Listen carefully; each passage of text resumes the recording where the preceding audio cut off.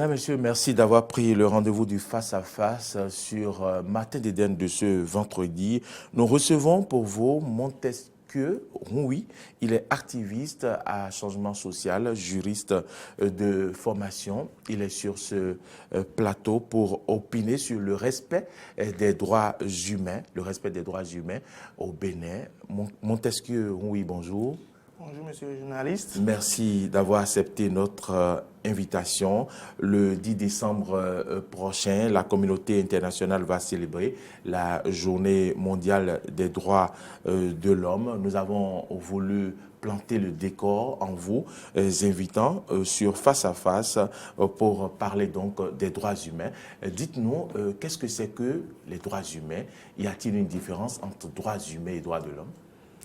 Oui, merci, monsieur le journaliste, pour cette opportunité que vous nous offrez afin d'intervenir sur la question.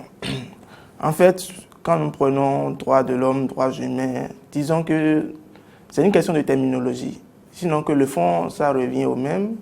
Les droits de l'homme, droits humains, disons, pour faire simple, c'est un ensemble de prérogatives qui sont reconnues au sujet de droits, qui sont inhérents à la personne humaine.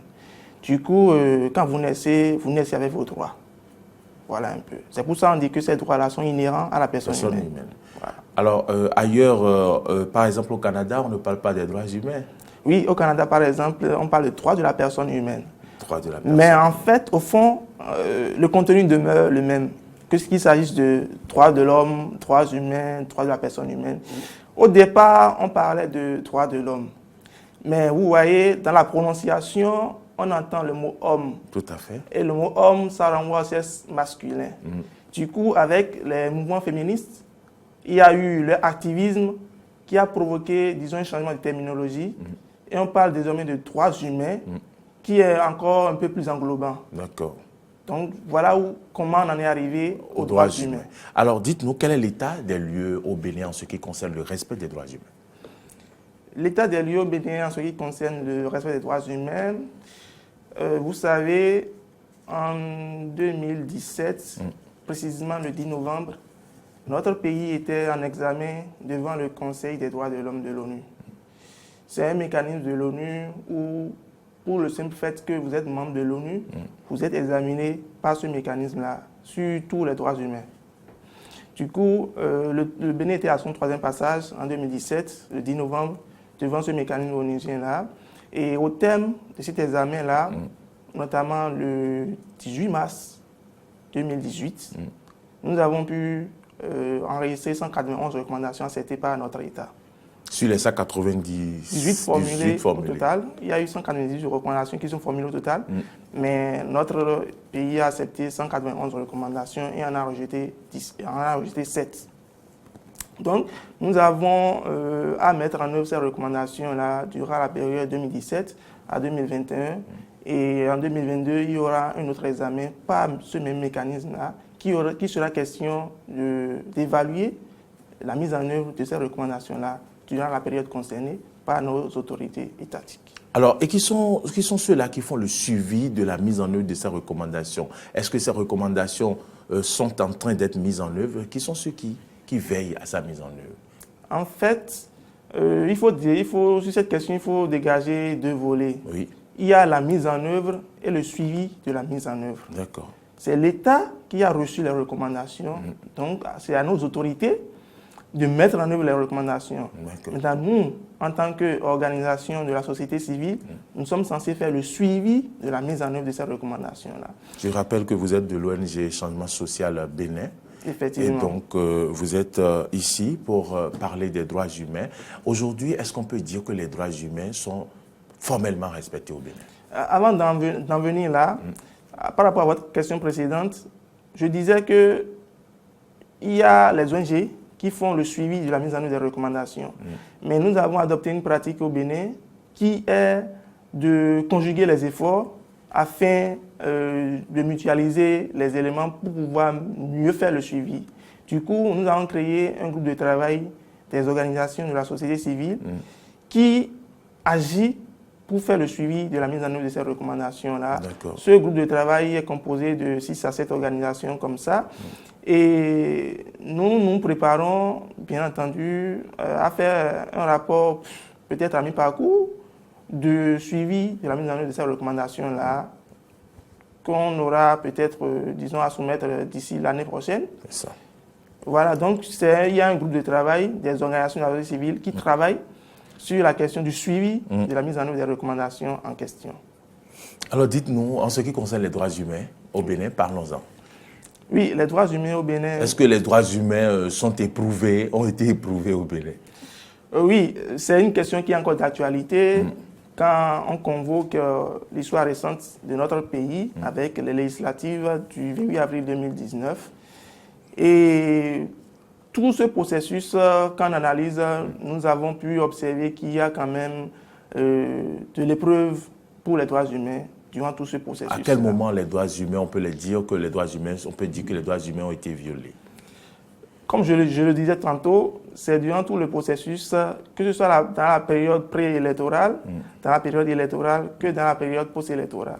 Et au nombre des droits humains et des libertés fondamentales qu'on peut enregistrer, il y a bien entendu le droit à la vie, il y a la liberté d'expression, de manifestation, de réunion pacifique, il y a également le libre accès à Internet. Tout ça a été remis en cause, justement, ce qui a conduit le Changement social Bénin a produit un rapport sur les droits humains à l'épreuve des législatives du 28 avril 2019, qui a voulu vraiment faire un travail holistique en quittant la période préélectorale, passant par la période électorale, pour chuter sur la période post-électorale et, in fine, justement, a annexé à ce rapport-là les recommandations tant de la Commission africaine des droits de l'homme et des peuples, de la CEDEAO, que du Comité contre la torture de l'ONU sur ce processus électoral entaché de quelques violations des droits humains.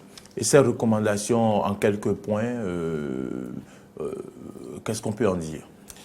Par exemple, quand vous prenez le Comité des Nations Unies contre la torture, qui tenait sa 66e session en mai 2019, où le Bénin était examiné, bien entendu, il y avait une recommandation prioritaire qui a été formulée à l'État béninois sur la question, justement, où il était demandé à ce que l'État puisse véritablement faire les enquêtes nécessaires pour identifier les auteurs des dites violences, des dites actions, violations des droits humains, puis également de renforcer la formation des agents de maintien de l'ordre sur les principes de base et les lignes directrices des Nations Unies sur le recours à la force. C'est ça. Et si vous prenez également la Commission africaine des droits de l'homme et des peuples, ils sont également allés dans le même sens, de même que la CEDEAO, avec l'appel tant au gouvernement qu'aux autres parties prenantes. Alors, et donc, dans ce livre, dans ce rapport, vous avez exploré quelques points. Ce rapport qui n'est pas vendu, mais qui est distribué gratuitement pour ceux qui veulent prendre connaissance, ceux qui veulent en prendre connaissance. Dites-nous, quels sont les points que vous avez eu à mentionner dans ce rapport? Comme je le rappelais tantôt, ce rapport a traité en fait de façon holistique de la période préélectorale, électorale et post-électorale, avec une analyse basée sur les principes élémentaires en termes de participation au processus électoral, participation à la libre administration des affaires publiques. Voilà, en gros, ce sont les éléments qu'on a abordés, mais également droit à la vie, liberté d'expression, liberté de manifestation pacifique. En gros, vous avez parlé de l'intégrité physique et mentale. Pourquoi l'intégrité mentale? Non, nous n'avons pas abordé la question de l'intégrité mentale, mais plutôt de l'intégrité physique. Oui, parce que, bon, quand vous parlez de l'intégrité mentale, c'est beaucoup plus les souffrances morales. C'est beaucoup plus les souffrances morales parce que, vous voyez, il y a un climat qui a été instauré où même avec les cas d'arrestation, ça infère en fait une souffrance morale aux personnes avec une psychose en question. Dites-nous, Monsieur Montesquieu Rouy, qu'est-ce qui se fait aujourd'hui au Bénin pour que chaque Béninois puisse connaître ses droits? Est-ce que le Béninois connaît d'abord ses droits? Ça, c'est l'éternelle question que nous nous posons. En fait, quand vous prenez notre constitution... C'est le rôle des organisations de la société civile, par exemple. Quand vous parlez de changement, changement social bénin, le mot est tout dans le nom de votre ONG. Je crois qu'il faut qu'on fasse une distinction. Vous savez, quand nous parlons des droits humains, l'État a fondamentalement 4 obligations. Il y a l'obligation de respecter, l'obligation de protéger, l'obligation de mettre en œuvre et l'obligation de promouvoir. Et votre question, justement, a beaucoup plus trait à l'obligation de promouvoir. Maintenant, les ONG ou organisations de la société civile accompagnent l'État dans la promotion des droits humains. Mais le rôle premier, ça revient à l'État. Mais les ONG l'accompagnent pour cela. Maintenant, quand vous prenez notre constitution du 11 décembre 1990, en son article 40, il est bien dit que l'État a le devoir de diffuser et de rendre accessible tant la constitution, les instruments internationaux relatifs aux droits de l'homme auxquels le Bénin est parti, à les insérer dans les curricula de formation, tant au primaire, au secondaire que dans le supérieur, à les insérer également au niveau de la formation professionnelle, tant des agents des forces armées que de la sécurité publique. Et mieux, c'est aller également à parler de diffusion par tout moyen de communication et même par voie de presse. Donc cet article est vraiment holistique en termes de promotion des droits humains. Maintenant, sur le terrain, qu'est-ce qui se fait? Est-ce que quand vous prenez la formation qui est dispensée au primaire, au secondaire, au supérieur, est-ce qu'on a ces éléments là-dedans? That is the question. C'est là où on en est en fait. On se rend compte que cet article n'est pas vraiment mis en œuvre comme il le faut dans notre pays depuis 1990 qu'on a adopté cette constitution-là. Alors dites-nous, est-ce qu'il y a des manifestations qui sont prévues pour le 10 décembre à l'occasion de cette journée internationale des droits humains?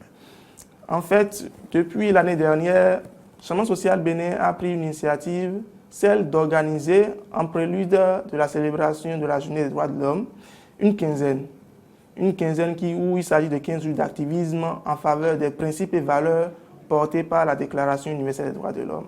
Du coup, cette année, le 26 novembre passé, nous avons lancé la quinzaine, justement, avec le lancement de notre rapport en question. D'accord. Donc, durant cette période-là, il y aura question de discuter, de rendre accessible le rapport aux gens, mais également de faire parler des principes et valeurs portés par la Déclaration universelle des droits de l'homme. Et cette quinzaine va chuter le 10 décembre par l'organisation d'une conférence débat à la chaire UNESCO pour célébrer cette journée-là, en fait. Voilà, nous sommes déjà au terme de cette discussion, de cet échange sur Face à Face. Montessieu Rouy, vous êtes activiste à Changement social Bénin, vous êtes juriste de formation. Nous vous avons reçu pour parler des questions des droits humains. Est-ce que vous avez un mot de fin en quelques secondes? Le mot de fin, c'est simplement appeler nos autorités à respecter les recommandations tant de la Commission africaine des droits de l'homme et des peuples, du Comité contre la torture que de la CEDEAO, afin que tout ce que nous avons pu constater durant tout le processus électoral passé ne puisse plus revenir au pays. On peut dire plus jamais ça dans notre pays, le Bénin. Il faut que notre pays puisse redorer son blason de pays modèle en termes de démocratie. Montessieu Rouy, merci. Nous allons vous inviter encore pour parler des droits humains dans ce studio. Merci d'être venu. Madame, Messieurs, vous avez suivi Face à Face qui a opiné aujourd'hui sur les questions des droits humains en ce qui concerne le Bénin. Nous avons reçu pour vous Montessieu Rouy. Il est activiste à Changement social Bénin. Il est juriste de formation. Une fois encore, merci d'être venu. C'est moi. Nous laissons donc le plateau aux soins de Natacha Kofi. Merci de nous avoir suivis.